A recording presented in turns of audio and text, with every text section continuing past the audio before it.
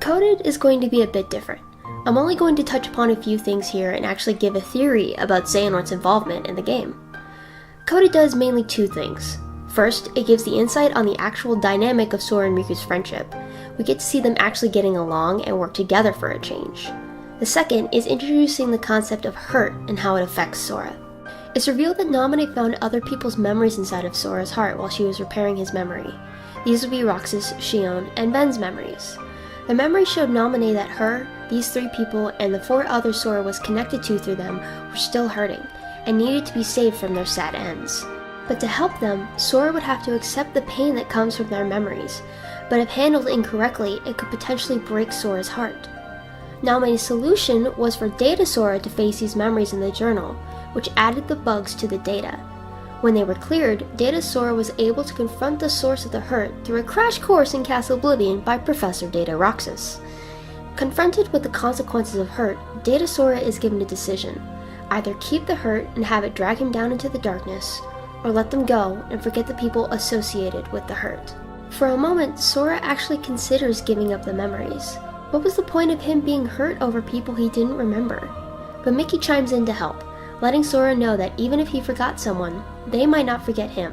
And that's when Sora realizes that the hurt doesn't take away, it just gives him something else, something he can use to connect with people. And so Sora decides to keep the hurt, even if it costs him. The chance to make a connection with a friend outweighs the cost.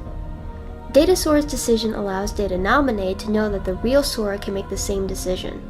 She also makes sure to let Mickey know that Sora doesn't have to face the memories alone, which lowers the chances of him falling to darkness trying to accept them. With the purpose of the journal exploration completed, Mickey writes to Sora about what lies ahead.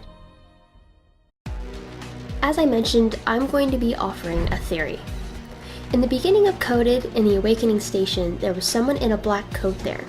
When we see another person in a black coat, it was Data Riku, so it's assumed that it was Riku in the first place. However, during the debugging Riku level, this was revealed not to be the case, so I assumed it was Roxas, and the final boss of Coded confirmed that assumption for me. However, in the cutscene of the many Soras in Traverse Town in 3D, young Xehanort says, "You've been here many times. Your first journey, your voyage through memories, in the datascape." No form of Xehanort was seen in Coded, so how come he lists the datascape? Xigbar asked Sora why he kept going through his dreams, and Sora gave the same reply as his data version, that his heart ached. Xigbar expected this answer, meaning Organization 13 had to have known about the memories within Sora and how dangerous they could be to him, which was only revealed in Coded. The figure in the coat in the beginning of Coded was never revealed, and the new organization seemed to have known about what went on in the datascape. So I propose that the first black-coated person was a member of Organization 13, maybe Data Ansem or young Xehanort. It's the only way they could have gotten this information. A Xehanort had to be in the journal, which makes the light side's efforts to be a step ahead worthless. But this is just a theory. Must resist game theory joke. Whether this is true remains to be seen.